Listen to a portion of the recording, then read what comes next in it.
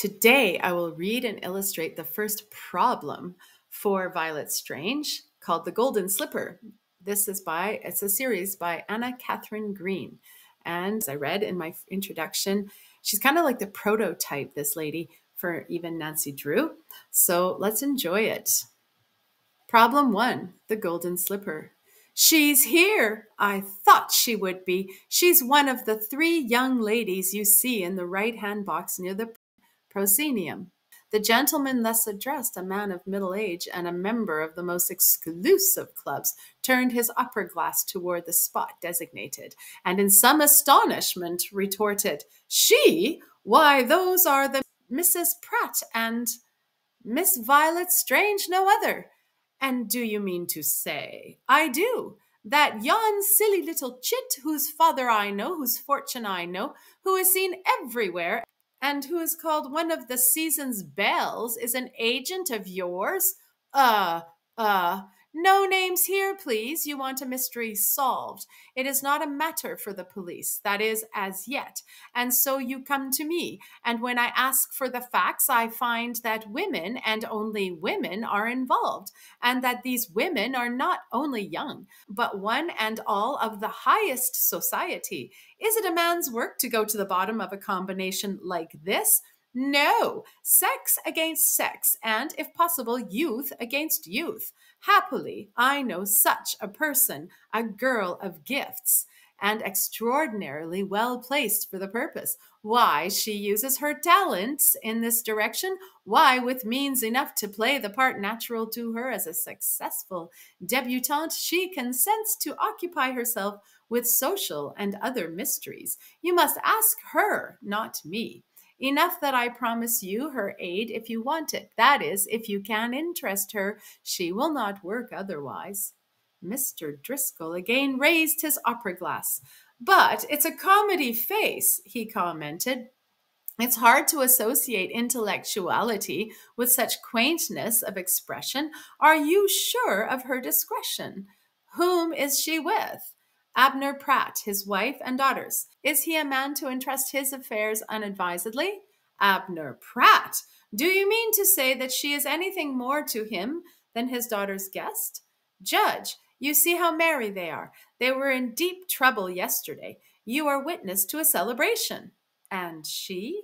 Don't you observe how they are loading her with attentions? She's too young to rouse such interest in a family of notably unsympathetic temperament for any other reason than that of gratitude." "It's hard to believe, but if what you hint is true, secure me an opportunity at once of talking to this youthful marvel. My affair is serious. The dinner I have mentioned comes off in 3 days, and—" "I know. I recognize your need, but I think you had better enter Mr. Pratt's box without my intervention. Miss Strange's value to us will be impaired the moment her connection with us is discovered." "Ah, there's Ruthven. He will take me to Mr. Pratt's box," remarked Driscoll, as the curtain fell on the second act. "Any suggestions before I go?" "Yes, and an important one. When you make your bow, touch your left shoulder with your right hand. It is a signal. She may respond to it, but if she does not, do not be discouraged. One of her idiosyncrasies is a theoretical dislike of her work, but once she gets interested, nothing will hold her back. That's all except this: in no event give away her secret. That's part of the compact, you remember." Driscoll nodded and left his seat for Ruthven's box. When the curtain rose for the 3rd time, he could be seen sitting with the Misses Pratt and their vivacious young friend. A widower, and still on the right side of 50, his presence there did not pass unnoted. And curiosity was rife among certain onlookers as to which of the twin belles was responsible for this change in his well-known habits. Unfortunately, no opportunity was given him for showing. Other and younger men had followed his lead into the box, and they saw him forced upon the good graces of the fascinating but inconsequent Miss Strange, whose rapid fire of talk he was hardly of a temperament to appreciate. Did he appear dissatisfied? Yes, but only one person in the opera house knew why. Miss Strange had shown no comprehension of or sympathy with his errand. Though she chatted amiably enough between duets and trios, she gave him no opportunity to express his wishes, though she knew them well enough owing to the signal he had given her. This might be in character, but it hardly suited his views, and being a man of resolution, he took advantage of an absorbing minute on the stage to lean forward and whisper in her ear, "It's my daughter for whom I request your services. As fine a girl as any in this house. Give me a hearing. You certainly can manage it." She was a small, slight woman whose naturally quaint appearance was actuated by the extreme simplicity of her attire. In the tier upon tier of boxes rising before his eyes, no other personality could vie with hers in strangeness or in the elusive quality of her ever changing expression. She was vivacity incarnate, and to the ordinary observer, light as a thistledown in fiber and in feeling, but not to all. Those who watched her long, there came moments, say when the music rose to heights of greatness, when the mouth so given over to laughter took on curves of the rarest sensibility, and a woman's lofty soul shone through her odd, bewildering features. Driscoll had noted this, and consequently awaited her reply in secret hope. It came in the form of a question, and only after an instant's display of displeasure or possibly of pure nervous irritability. "What has she done?" "Nothing, but slander is in the air, and any day it may ripen into public accusation." "Accusation of what?" Her tone was almost pettish. Of of theft," he murmured. "On a great scale," he emphasized as the music rose to a crash. "Jewels?" "Inestimable ones. They are always returned by somebody, people say, by me." "Ah!" The little lady's hands grew steady. They had been fluttering all over her lap. "I will see you tomorrow morning at my father's house," she presently observed, and turned her full attention to the stage. Some 3 days after, Mr. Driscoll opened his house on the Hudson to notable guests. He had not desired the publicity of such an event, nor the opportunity it gave for an increase of the scandal secretly in circulation against his daughter. But the ambassador and his wife were foreign, and any evasion of the promised hospitality would be sure to be misunderstood. So the scheme was carried forward, though with less éclat than possibly was expected. Among the lesser guests, who were mostly young and well acquainted with the house and its hospitality, there was one unique figure, that of the lively Miss Strange, who, if personally unknown to Miss Driscoll, was so gifted with the qualities which tell on an occasion of this kind that the stately young hostess hailed her presence with very obvious gratitude. The manner of their first meeting was singular, and of great interest to one of them at least.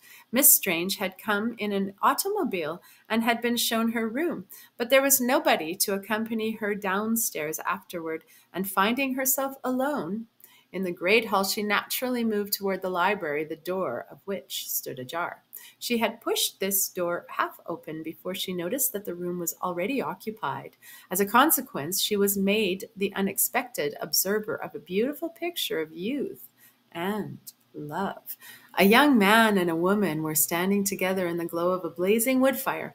No word was to be heard, but in their faces, eloquent with passion, there shone something so deep and true that the chance intruder hesitated on the threshold, eager to lay this picture away in her mind with the other lovely and tragic memories now fast accumulating there.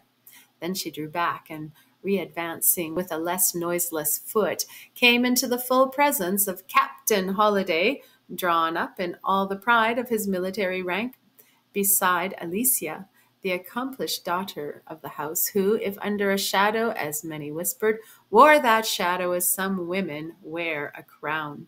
Miss Strange was struck with admiration, and turned upon them the brightest facet of her vivacious nature. All the time she was saying to herself, "Does she know why I'm here, or does she look upon me only as an additional guest foisted upon her by a thoughtless parent?"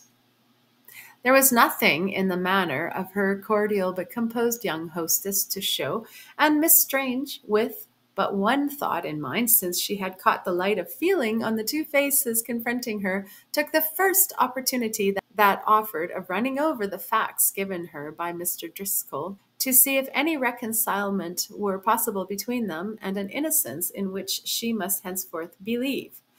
They were certainly of a most damaging nature. Miss Driscoll and four other young ladies of her own station in life had formed themselves some 2 years before into a coterie of five, called the Inseparables. They lunched together, rode together, visited together. So close was the bond and their mutual dependence so evident that it came to be the custom to invite the whole five whenever the size of the function warranted it. In fact, it was far from an uncommon occurrence to see them grouped at receptions or following one another down the aisles of churches or the mazes of the dance at balls or assemblies, and no one demurred at this, for they were all handsome and attractive girls, till it began to be noticed that, coincident with their presence, some article of value was found missing from the dressing room or from the tables where wedding gifts were displayed. Nothing was safe where they went, and though in the course of time each article found its way back to its owner in a manner as mysterious as its previous abstraction, the scandal grew, and, whether with good reason or bad, finally settled about the person of Miss Driscoll, who was the showiest, least pecuniarily tempted, and most dignified in manner and speech of them all.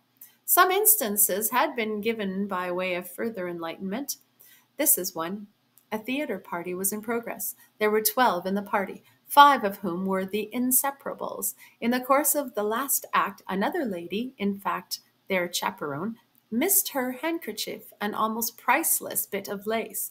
Positive that she had brought it with her into the box, she caused a careful search, but without the least success. Recalling certain whispers she had heard, she noted which of the 5 girls were with her in the box. They were Miss Driscoll, Miss Hewson, Miss Yates, and Miss Benedict. Miss West sat in the box adjoining. A fortnight later, this handkerchief reappeared. And where? Among the cushions of a yellow satin couch in her own drawing room. The Inseparables had just made their call, and the 3 who had sat on the couch were Miss Driscoll, Miss Hewson, and Miss Benedict. The next instance seemed to point still more insistently toward the lady already named. Miss Yates had an expensive present to buy, and the whole 5 Inseparables went in an imposing group to Tiffany's. A tray of rings was set before them. All examined and eagerly fingered the stock, out of which Miss Yates presently chose a finely set emerald. She was leading her friends away when the clerk suddenly whispered in her ear, "I miss one of the rings." Dismayed beyond speech, she turned and consulted the faces of her 4 companions, who stared back at her with immovable serenity. But one of them was paler than usual, and this lady, it was Miss Driscoll, held her hands in her muff and did not offer to take them out. Miss Yates, whose father had completed a big deal the week before, wheeled round upon the clerk. "Charge it! Charge it at its full value," said she. "I buy both the rings." And in 3 weeks the purloined ring came back to her in a box of violets with no name attached. The third instance was a recent one, and had come to Mr. Driscoll's ears directly from the lady suffering the loss. She was a woman of uncompromising integrity, who felt it her duty to make known to this gentleman the following facts. She had just left a studio reception, and was standing at the curb waiting for a taxicab to draw up, when a small boy, a street Arab, darted toward her from the other side of the street, thrusting into her hand something small and hard, cried breathlessly as he slipped away, "It's yours, ma'am, you dropped it." Astonished, for she had not been conscious of any loss, she looked down at her treasure trove and found it to be a small medallion, which she sometimes wore on the chain of her belt. But she had not worn it that day, nor any day for weeks. Then she remembered she had worn it a month before to a similar reception at this same studio. A number of girls had stood about her, admiring it. She remembered well who they were. The Inseparables, of course, and to please them she had slipped it from its chain. Then something had happened, something which diverted her attention entirely, and she had gone home without the medallion. had in fact forgotten it, only to recall its loss now. Placing it in her bag, she looked hastily about her. A crowd was at her back, nothing to be distinguished there, but in front, on the opposite side of the street, stood a clubhouse, and in one of its windows she perceived a solitary figure looking out. It was that of Miss Driscoll's father. He could imagine her conclusion. In vain he denied all knowledge of the matter. She told him other stories which had come to her ears of thefts as mysterious, followed by restorations as peculiar as this one, finishing with, "It is your daughter, and people are beginning to say so." And Miss Strange, brooding over these instances, would have said the same, but for Miss Driscoll's absolute serenity of demeanor and complete abandonment to love. These seemed incompatible with guilt. These, whatever the appearances, proclaimed innocence, and innocence she was here to prove if fortune favored and the real guilty person's madness should again break forth. For madness it would be, and nothing less. For any hand, even the most experienced, to draw attention to itself by a repetition of old tricks on an occasion so marked. Yet, because it would take madness, and madness knows no law, she prepared herself for the contingency under a mask of girlish smiles, which made her at once the delight and astonishment of her watchful and uneasy host. With the exception of the diamonds worn by the ambassadress, there was but one jewel of consequence to be seen at the dinner that night. But how great was that consequence, and with what splendor it invested the snowy neck it adorned! Miss Strange, in compliment to the noble foreigners, had put on one of her family heirlooms, a filigree pendant of extraordinary sapphires, which had once belonged to Marie Antoinette. As its beauty flashed upon the women, and its value struck the host, the latter could not restrain himself from casting an anxious eye about the board in search of some token of the cupidity with which one person there must welcome this unexpected sight. Naturally, his first glance fell upon Alicia, seated opposite to him at the other end of the table, but her eyes were elsewhere, and her smile for Captain Holliday, and the father's gaze traveled on, taking up each young girl's face in turn. All were contemplating Miss Strange and her jewels, and the cheeks of one were flushed, and those of the others were pale, but whether with dread or longing, who could tell? Struck with foreboding, but alive to his duty as host, he forced his glances away and did not even allow himself to question the motive or the wisdom of the temptation thus offered. 2 hours later, and the girls were all in one room. It was a custom of the Inseparables to meet for a chat before retiring, but always alone and in the room of one of their number. But this was a night of innovations. Violet was not only included, but the first meeting was held in her room. Her way with the girls was even more fruitful of a result than her way with men. They might laugh at her, criticize her, or even call her names, significant of disdain, but they never left her long to herself or missed an opportunity to make the most of her irrepressible chatter. Her satisfaction at entering this charmed circle did not take from her piquancy, and story after story fell from her lips as she fluttered about, now here, now there, in her endless preparations for retirement. She had taken off her historic pendant after it had been admired and handled by all present, and with the careless confidence of an assured ownership, thrown it down upon the end of her dresser, which, by the way, projected very close to the open window. "Are you going to leave your jewel there?" whispered a voice in her ear, as a burst of laughter rang out in response to one of her sallies. Turning with a simulation of round-eyed wonder, she met Miss Hewson's earnest gaze with a careless rejoinder, "What's the harm?" and went on with her story with all the reckless ease of a perfectly thoughtless nature. Miss Hewson abandoned her protest. How could she explain her reasons for it to one apparently uninitiated in the scandal associated with their especial clique? Yet she left the jewel there, but she locked her door and quickly, so that they must all have heard her before reaching their rooms. Then she crossed to the window, which, like all on this side, opened on a balcony running the length of the house. She was aware of this balcony. also of the fact that only young ladies slept in the corridor communicating with it. But she was not quite sure that this one corridor accommodated them all. If one of them should room elsewhere, Miss Driscoll, for instance. But no, the anxiety displayed for the safety of her jewel precluded that supposition. Their hostess, if none of the others, was within access of this room and its open window. But how about the rest? Perhaps the lights would tell. Eagerly, the little schemer looked forth and let her glances travel down the full length of the balcony. Two separate beams of light shot across it as she looked, and presently another, and after some waiting, a fourth. But the fifth failed to appear. This troubled her, but not seriously. Two of the girls might be sleeping in one bed. Drawing her shade, she finished her preparations for the night. Then, with her kimono on, lifted the pendant and thrust it into a small box she had taken from her trunk. A curious smile, very unlike any she had shown to man or woman that day, gave a sarcastic lift to her lips, as with a slow and thoughtful manipulation of her dainty fingers, she moved the jewel about in this small receptacle and then returned it, after one quick examining glance, to the very spot on the dresser from which she had taken it. If only the madness is great enough, that smile seemed to say. Truly, it was much to hope for, but a chance is a chance, and, comforting herself with the thought, Miss Strange put out her light, and with a hasty raising of the shade she had previously pulled down, took a small final look at the prospect.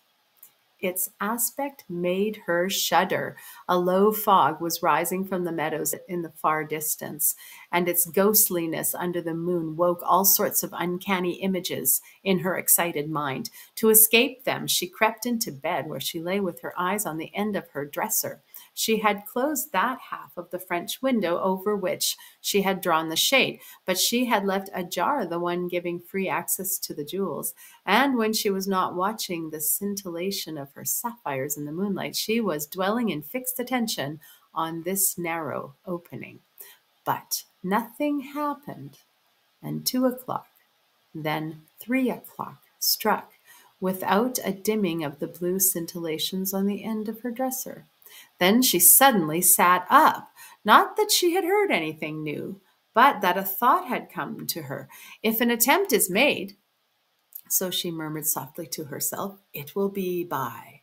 She did not finish. Something, she could not call it sound, set her heart beating tumultuously and listening, watching.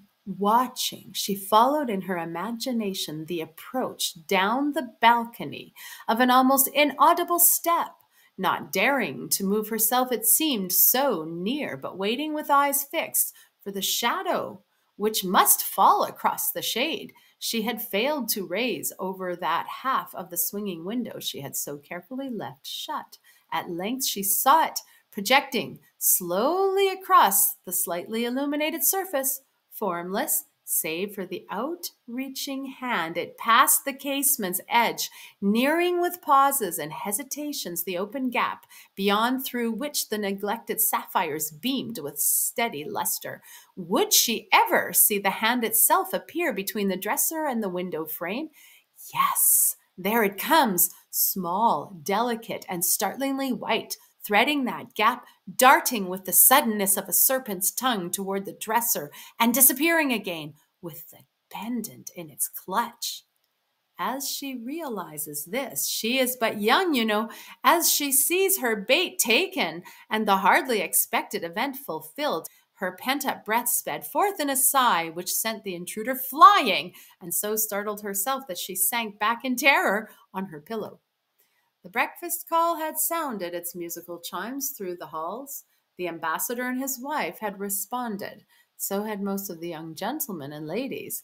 But the daughter of the house was not amongst them, nor Miss Strange, whom one would naturally expect to see down first of all. These two absences puzzled Mr. Driscoll. What might they not pretend? But his suspense, at least in one regard, was short. Before his guests were all well seated, Miss Driscoll entered from the terrace in company with Captain Holliday. In her arms she carried a huge bunch of roses, and was looking very beautiful. Her father's heart warmed at the sight. No shadow from the night rested upon her. But Miss Strange, where was she? He could not feel quite easy till he knew. Have any of you seen Miss Strange?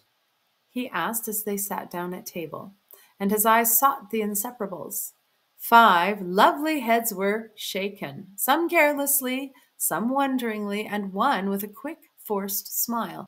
But he was in no mood to discriminate, and he had beckoned one of the servants to him when a step was heard at the door, and the delinquent slid in and took her place in a shamefaced manner suggestive of a cause deeper than mere tardiness. In fact, she had what might be called a frightened air, and stared into her plate, avoiding every eye, which was certainly not natural to her. What did it mean, and why, as she made a poor attempt at eating, did 4 of the Inseparables exchange glances of doubt and dismay, and then concentrate their looks upon his daughter?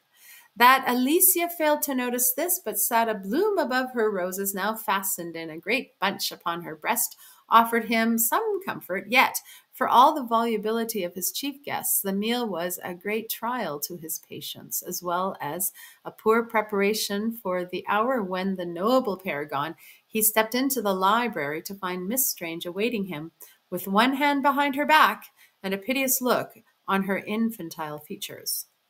Oh, Mr. Driscoll, she began, and then he saw that a group of anxious girls hovered in her rear. My pendant, my beautiful pendant, it is gone. Somebody reached in from the balcony and took it from my dresser in the night. Of course, it was to frighten me. All of the girls told me not to leave it there, but I cannot make them give it back, and Papa is so particular about this jewel that I'm afraid to go home.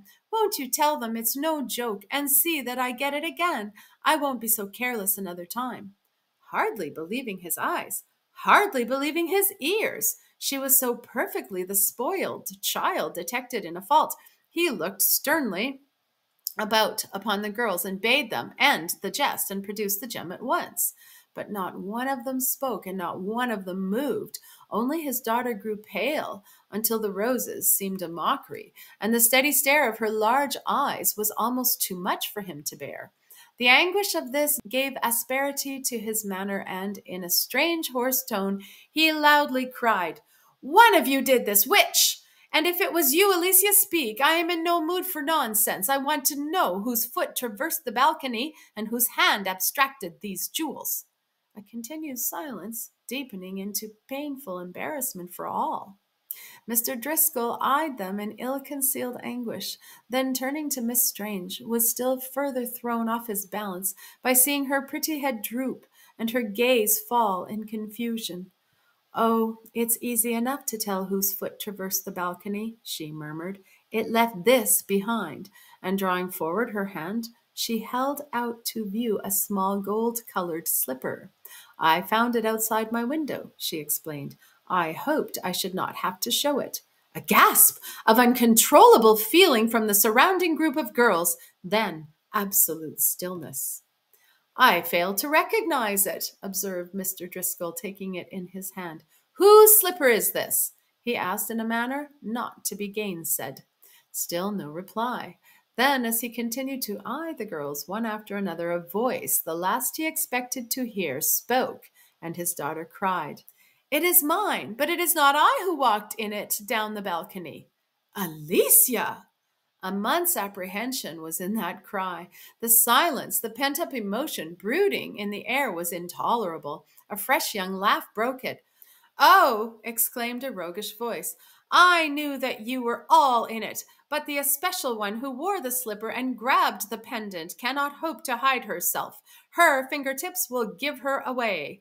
Amazement on every face and a convulsive movement in one half-hidden hand. You see, the airy little being went on in her light way, I have some awfully funny tricks. I am always being scolded for them, but somehow I don't improve. One is to keep my jewelry bright with a strange foreign paste an old Frenchwoman once gave me in Paris. It is a vivid red and stains the fingers dreadfully if you don't take care. Not even water will take it off. See mine? I used that paste on my pendant last night just after you left me, and being awfully sleepy, I didn't stop to rub it off. If your fingertips are not red, you never touched the pendant, Miss Driscoll. Oh, see, they are white as milk. But someone took the sapphires, and I owe that person a scolding as well as myself. Was it you, Miss Hewson? You, Miss Yates, or— And here she paused before Miss West. Oh, you have your gloves on. You are the guilty one. And her laugh rang out like a peal of bells, robbing her next sentence of even a suggestion of sarcasm. Oh, what sly boots, she cried. How you have deceived me! Whoever would have thought you to be the one to play the mischief? Who, indeed, of all the five? She was the one who was considered absolutely immune from suspicion, ever since the night that Mrs. Barnum's handkerchief had been taken, and she not in the box. Eyes which had surveyed Miss Driscoll askance now rose in wonder towards hers, and failed to fall again because of the stoniness into which her delicately carved features had settled.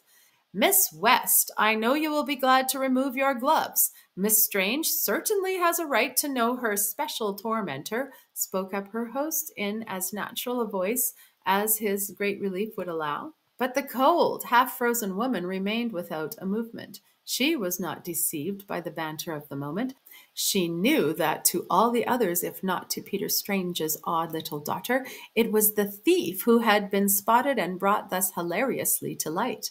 And her eyes grew hard, and her lips gray, and she failed to unglove the hands upon which all glances were concentrated. You do not need to see my hands. I confess to taking the pendant.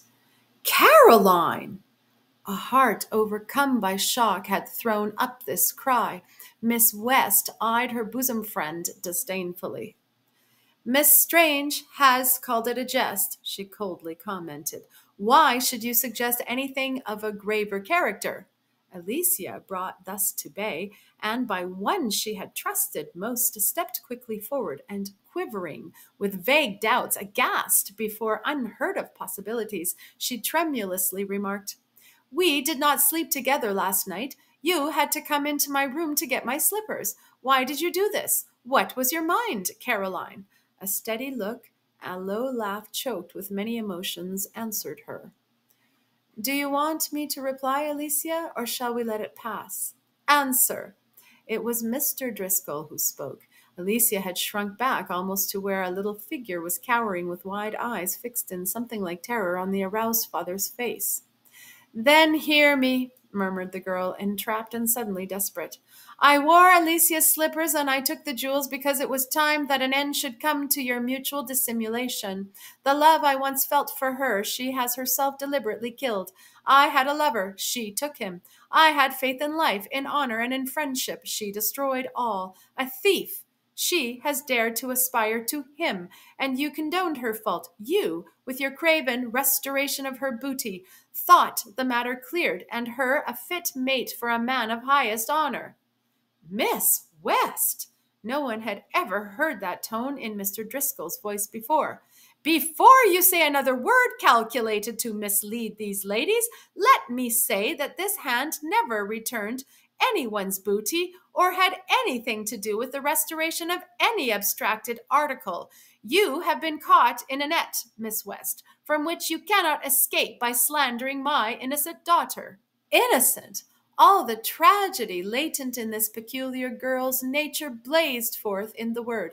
Alicia, face me! Are you innocent? Who took the Dempsey corals and the diamond from the Tiffany tray? It is not necessary for Alicia to answer, the father interposed, with not unnatural heat. Miss West stands self-convicted. How about Lady Paget's scarf? I was not there that night. You are a woman of wiles. That could be managed by one bent on an elaborate scheme of revenge. And so could the abstraction of Mrs. Barnum's $500 handkerchief by one who sat in the next box, chimed in Miss Hewson, edging away from the friend to whose honor she would have pinned her faith an hour before. I remember now seeing her lean over the railing to adjust the old lady's shawl. With a start, Caroline West turned a tragic gaze upon the speaker.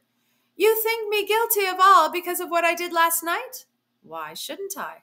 And you, Anna? Alicia has my sympathy, murmured Miss Benedict. Yet the wild girl persisted. But I have told you my provocation. You cannot believe that I am guilty of her sin, not if you look at her as I am looking now. But their glances hardly followed her pointing finger. Her friends, the comrades of her youth, the Inseparables with their secret oath, one and all held themselves aloof, struck by the perfidy they were only just beginning to take in. Smitten with despair, for these girls were her life, she gave one wild leap and sank on her knees before Alicia. "Oh, speak!" she began. "Forgive me, and—" A tremble seized her throat. She ceased to speak and let fall her partially uplifted hands. The cheery sound of men's voices had drifted in from the terrace, and the figure of Captain Holliday could be seen passing by. The shudder which shook Caroline West communicated itself to Alicia Driscoll, and the former rising quickly, the two women surveyed each other, possibly for the first time with open soul and a complete understanding. "Caroline," murmured the one. "Alicia," pleaded the other. "Caroline, trust me," said Alicia Driscoll in that moving voice of hers, which more than her beauty caught and retained all hearts. "You have served me ill, but it was not all undeserved. Girls," she went on, eyeing both them and her father with the wistfulness of a breaking heart, "neither Caroline nor myself are worthy of Captain Holliday's love. Caroline has told you her fault, but mine is perhaps a worse one. The ring, the scarf, the diamond pins, I took them all. Took them if I did not retain them. A curse has been over my life, the curse of a longing I could not combat. But love was working a change in me since I have known Captain Holliday. But that's all over. I was mad to think I could be happy with such memories in my life. I shall never marry now or touch jewels again, my own or another's. Father, you won't go back on your girl? I couldn't see Caroline suffer for what I have done. You will pardon me and help. Her voice choked. She flung herself into her father's arms, his head bent over hers, and for an instant not a soul in the room moved. Then Miss Hewson gave a spring and caught her by the hand. "We are inseparable," said she, and kissed the hand, murmuring, "Now is our time to show it." Then other lips fell upon those cold and trembling fingers, which seemed so warm under these embraces, and then a tear. It came from the hard eye of Caroline and remained a sacred secret between the two. "You have your pendant?" Mr. Driscoll's suffering eyes shone down on Violet Strange's uplifted face as she advanced to say good-bye, preparatory to departure. "Yes," she acknowledged, "but hardly, I fear, your gratitude." And the answer astonished her. "I am not sure that the real Alicia will not make her father happier than the unreal one has ever done. And Captain Holliday? He may come to feel the same. Then I do not quit in disgrace? You depart with my thanks." When a certain personage was told of the success of Miss Strange's latest maneuver, he remarked, "The little one progresses. We shall have to give her a case of prime importance next." End of problem 1.